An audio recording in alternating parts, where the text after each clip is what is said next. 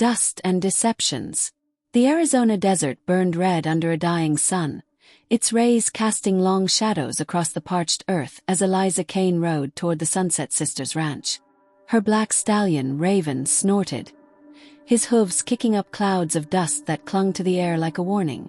Eliza, known to the world as Eli, adjusted her weathered hat to shade her face, hiding the scar on her cheek and the false mustache that itched against her lip. The binding around her chest chafed beneath her heavy poncho, but she bore it with the stoicism of someone who'd spent 5 years dodging bullets, betrayal, and the ghosts of her past. She wasn't here for the rumors of the ranch's beauty or its danger. She was hunting Bloody Jack, the outlaw who'd torched her family's homestead, leaving her with nothing but a smoldering ruin and a vow of vengeance. Whispers in Tucson saloons tied Jack's gang to the ranch, funneling stolen gold in exchange for weapons forged in secret. Eliza's plan was clear: pose as a drifter named Eli, infiltrate the ranch, find the evidence, and bring Jack to justice or a grave. But as the ranch's silhouette emerged against the crimson sky, a prickle of unease crawled up her spine. The Sunset Sisters weren't just women. They were a storm waiting to break, and Eliza was riding straight into its heart. The gate creaked as she passed through, dust swirling like a bad omen. The ranch sprawled before her. Adobe buildings baked by the sun, corrals filled with sleek horses, and a massive saloon at its core, its windows glowing like the eyes of a predator. Women moved with purpose across the grounds. Some led horses, others hauled crates, and a few leaned against fences, their eyes tracking Eliza with a mix of curiosity and suspicion. They were every bit as stunning as the tales promised. Dark curls spilling over leather vests, sun-kissed skin gleaming under wide-brimmed hats, and smiles that could make a man forget his name. Eliza, however, wasn't a man, and she intended to keep it that way. She dismounted, tying Raven to a post, and squared her shoulders, deepening her voice as she strode toward the saloon. The air inside was thick with a scent of whiskey, tobacco, and something sweeter, lavender maybe, or the perfume of danger. A dozen women lounged at tables, playing cards, sharpening knives, or trading stories, their laughter sharp as a blade. At the bar stood a woman who could only be Violette Monroe, the ranch's leader. Her raven-black hair was pinned loosely, framing a face both delicate and deadly, like a rose with thorns. Her emerald eyes locked onto Eliza, and a slow, knowing smile curved her lips. "Well, well," Violette drawled, leaning against the bar, her voice smooth as aged bourbon. "A new face. What's your story, stranger?" Eliza cleared her throat, keeping her gaze steady. "Name's Eli. Heard you're lookin' for hands. I'm good with a gun and better with horses." Violette's smile widened, and she stepped closer, her boots clicking on the wooden floor. "We've got plenty of both, Eli. What makes you special?" Her fingers brushed the edge of Eliza's poncho, a fleeting touch that sent a jolt through her, like a spark from a flint. Eliza stepped back, muttering about checking her saddlebags, and Violette chuckled, low and teasing, her eyes glinting with something that felt like a challenge. The other women were watching now, their interest palpable. A brunette named Clara, with a mischievous glint in her eye, called out, "He's got a pretty face for a cowboy. Bet he dances as good as he shoots." The room erupted in laughter, and Eliza felt her cheeks burn beneath her hat. She needed to stay focused, but these women were like a pack of wolves circling a lone deer, and their attention was a danger she hadn't anticipated. Violette clapped her hands, silencing the room. "All right, ladies, let's see if Eli's worth his salt. Tomorrow we ride. If he can keep up, he stays. If not," she trailed off, her eyes locked on Eliza's, the unspoken threat hanging in the air. Eliza nodded, her jaw tight. She'd faced worse than a few flirtatious cowgirls, bandits, sandstorms, betrayal, but something about Violette's gaze made her feel exposed, as if the woman could see through her disguise to the truth beneath. She retreated to the barn, checking Raven's feed to steady her nerves, but the memory of Violette's touch lingered, a distraction she couldn't afford. Dawn broke with a vengeance, the sun searing the desert as Eliza was roused by Clara, who tossed a canteen at her with a wink. "Hope you're ready, Eli. We don't go easy on newcomers." The trial was a race through Dead Man's Canyon, a treacherous stretch of rock and sand riddled with hairpin turns, crumbling ledges, and hidden pitfalls. The Sunset Sisters rode like devils, their horses kicking up storms of dust as they hooped and hollered, their laughter echoing off the canyon walls. Eliza, astride Raven, matched them stride for stride, her heart pounding as she dodged a collapsing boulder and leapt a narrow chasm, the wind tearing at her hat. She crossed the finish line neck and neck with Violette, whose laughter rang out as she reined in her mare, a chestnut beauty with a temper to match its rider. "Not bad, Eli," Violette said, dismounting with a grace that made Eliza's mouth dry.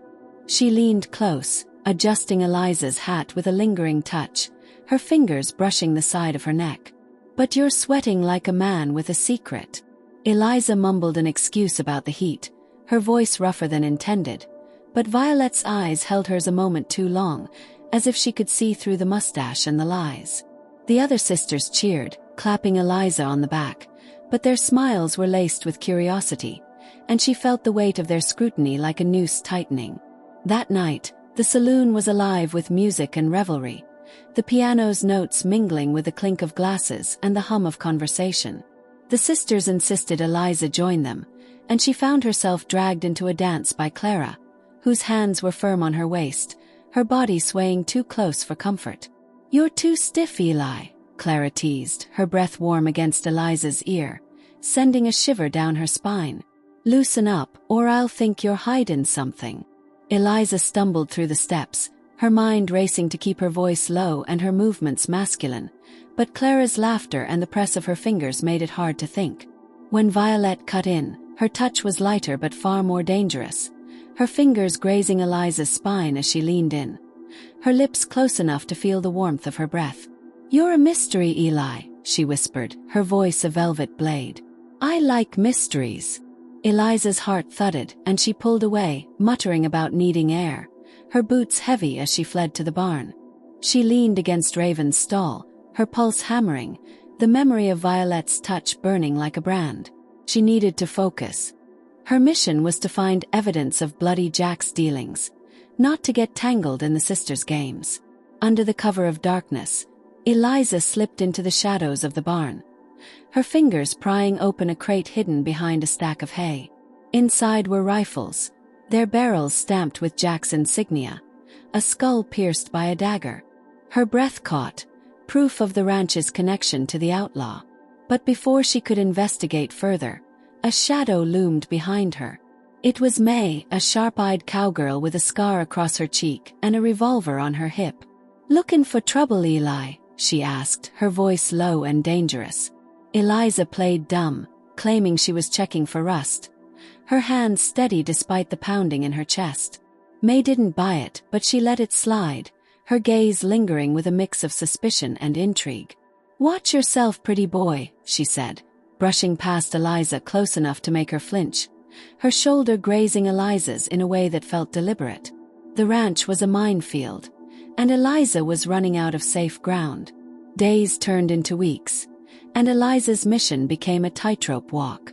The sisters' flirtations grew bolder, their attention a constant threat to her disguise. Clara left wildflowers on her bunk, tied with a ribbon that smelled faintly of her perfume, and challenged her to card games where the stakes felt more personal than gold. May, with her sharp tongue and sharper aim, goaded Eliza into shooting contests, her wagers laced with innuendo. "Hit the bullseye and I might let you buy me a drink," she'd say, her smile daring Eliza to slip. But it was Violette who posed the greatest danger. Her every glance was a spark, her every touch a flame. One afternoon, as Eliza repaired a fence under the blistering sun, Violette brought her a canteen, her fingers brushing Eliza's as she handed it over. "You work too hard, Eli," she said, her voice soft but weighted, her eyes tracing Eliza's face as if memorizing it. "A man like you should take a break. Maybe with me." Eliza choked on the water, muttering about chores, but Violette's laugh followed her, low and knowing as she walked away, her hips swaying just enough to make Eliza's resolve waver. Eliza kept her distance, sleeping in the barn and avoiding the saloon's late-night revels, but the pull was undeniable. Violette, in particular, seemed to see through her. Her smiles laced with an edge that made Eliza's stomach twist. One evening, during a storm that rattled the ranch, Violette found her in the barn, oiling her revolver by lamplight. "You're always runnin', Eli," she said, settling beside her, her shoulder brushing Eliza's in the cramped space. "What's got you so scared?" Her voice was soft, but her eyes were sharp, searching, and Eliza felt the weight of them like a physical touch. She muttered something about the road, her hands fumbling with the gun, but Violette's hand caught hers, stopping her mid-motion. "Stay still for once," she murmured, her thumb tracing a slow circle on Eliza's wrist, the contact sending a jolt through her. The air crackled with tension, the storm outside mirroring the one within, and Eliza pulled away, her heart pounding. "I ain't what you think," she said, her voice rougher than intended, the words carrying more truth than she meant to reveal. Violette's laugh was low, almost dangerous. "Oh, I know exactly what you are, Eli. But I'll let you keep your secret for now." She stood, her silhouette framed by a flash of lightning, and left Eliza alone with her racing thoughts. Eliza's investigation progressed slowly, each step fraught with risk. She discovered coded letters hidden in the saloon's piano, their cryptic messages detailing shipments of gold and weapons. The sisters weren't just outlaws. They were running a sophisticated operation, using their charm to distract lawmen and bandits alike while amassing an arsenal. But one name kept surfacing: Bloody Jack. He was their supplier, but the letters hinted at a falling out. Jack wanted control of the ranch, and the sisters were preparing for war. Eliza identified the spy. Sarah, a quiet redhead who slipped away at night to send messages via carrier pigeon. Confronting her in the stables, Eliza expected resistance, but Sarah confessed she was playing both sides, feeding Jack false information to protect the ranch. "We're not your enemy, Eli," Sarah said, her voice pleading, her eyes wide with desperation. "Join us or get out of the way." Eliza hesitated, torn between her mission and the growing loyalty she felt toward these women, their strength and defiance echoing her own. The breaking point came when Violette announced a grand ball to lure a wealthy cattle baron into a deal, a cover for receiving Jack's final shipment. Eliza saw her chance. If she could intercept the shipment, she'd have the evidence to bring Jack down. But the ball was a nightmare for her disguise. The sisters dressed in their finest, their gowns accentuating curves and confidence, and they insisted Eli clean up for the occasion. Clara cornered her with a razor, insisting on shaving his stubble, her fingers brushing Eliza's jaw with a teasing smile. "You're too pretty to hide under that scruff," she said, her voice dripping with mischief.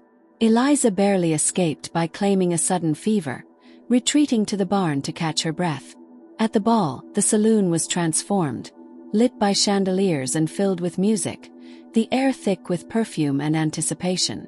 Violette, in a crimson dress that hugged her like a second skin, pulled Eliza onto the dance floor, her hands firm yet gentle, guiding Eliza through the steps.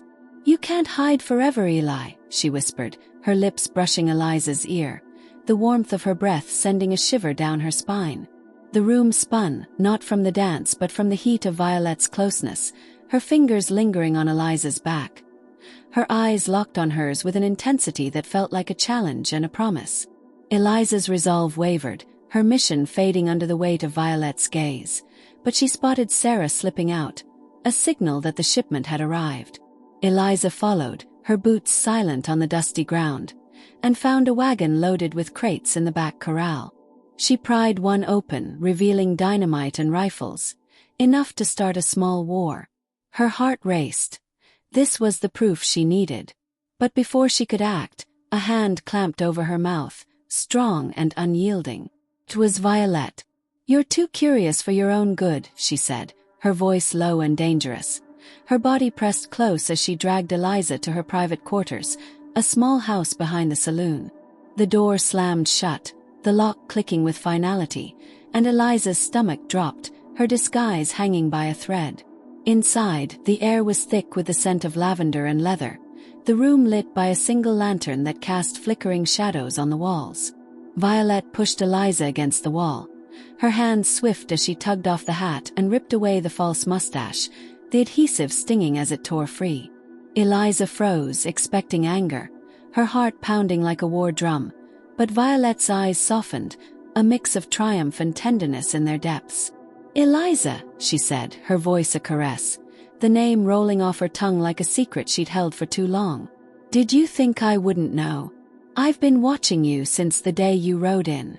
Eliza's breath caught, her mind racing for an escape, but Violette stepped closer, her fingers trailing along Eliza's jaw, slow and deliberate, the touch igniting a fire Eliza had fought to suppress.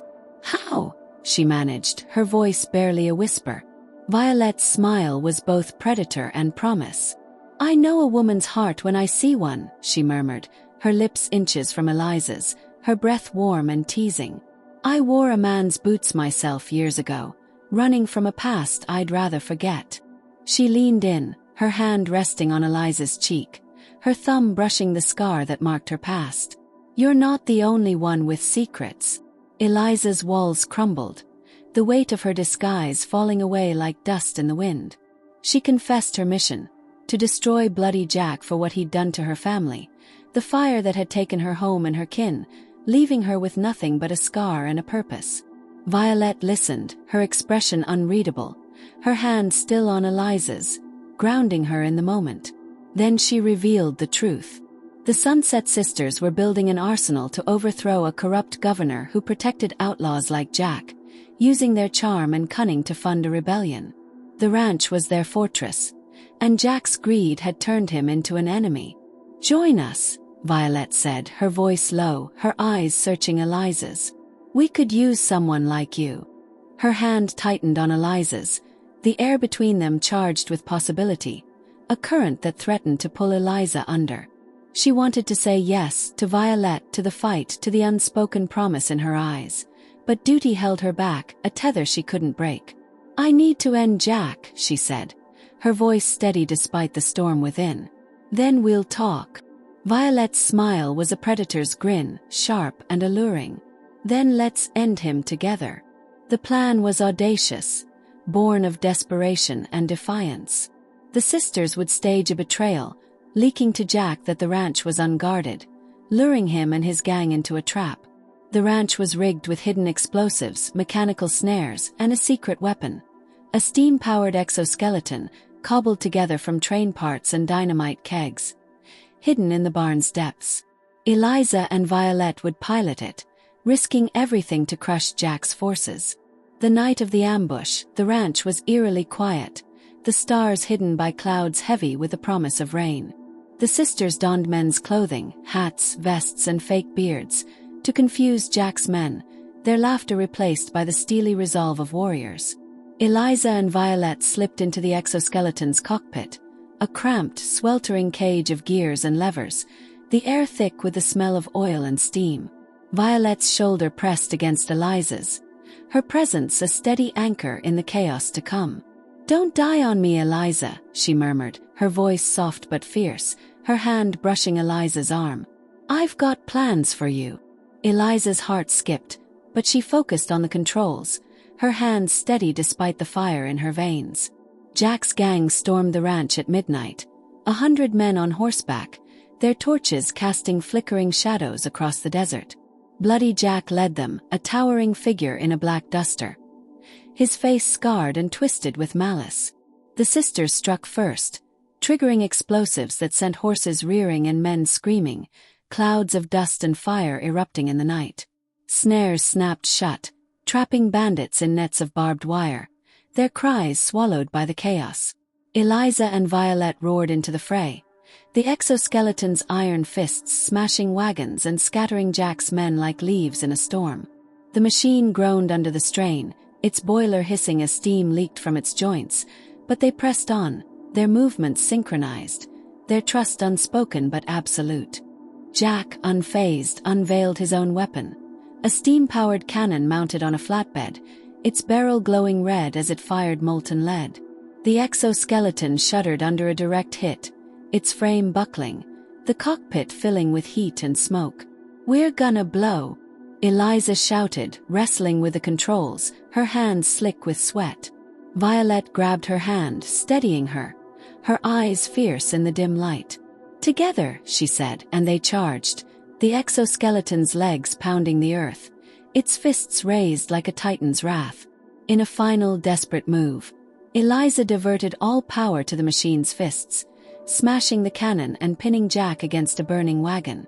The exoskeleton groaned, steam erupting as its boiler reached critical, and Violette pulled Eliza from the cockpit, their bodies tumbling into the dust as the machine exploded, a fireball lighting up the night and taking half of Jack's gang with it. Jack, bloodied but alive, staggered to his feet, his revolver gleaming in the firelight. Eliza was faster. Her shot rang out, clean and true, and Jack fell. His reign of terror ended in a pool of his own blood. The surviving bandits fled, their horses disappearing into the desert, and the sisters cheered, their voices echoing like a war cry across the sands. Dawn broke over the ruined ranch, smoke curling into the sky, the air heavy with the scent of gunpowder and victory. Eliza sat on a corral fence, her arm bandaged, her body aching but her spirit unbroken. Violette joined her, her crimson dress torn, her hair loose and wild, but her smile intact, a beacon in the chaos. "You kept your promise," she said, her hand brushing Eliza's, the touch light but deliberate, a spark that reignited the fire between them. Eliza looked at the horizon, then back at Violette, her eyes tracing the curve of her jaw, the strength in her gaze. The pull between duty and desire was gone. She'd found something worth staying for. "I reckon I'll stick around," she said, her voice soft, a smile tugging at her lips. "Someone's gotta keep you out of trouble." Violette laughed, leaning closer, her shoulder pressing against Eliza's, her voice a low murmur that sent a shiver down her spine. "Trouble's my middle name, Eliza. Think you can handle it?" Eliza grinned, the weight of her disguise gone, her heart lighter than it had been in years. "I'm willin' to find out." As the sun rose, casting golden light over the ranch, Eliza felt something she hadn't in years: hope. The Sunset Sisters Ranch was more than a haven. It was a home, a rebellion, a chance to build something new. And with Violette by her side, she was ready to fight for it, to carve out a place in a world that had tried to break her. Somewhere in the distance, a new steam engine hummed, ready for the next adventure, and Eliza knew whatever came next, they'd face it together.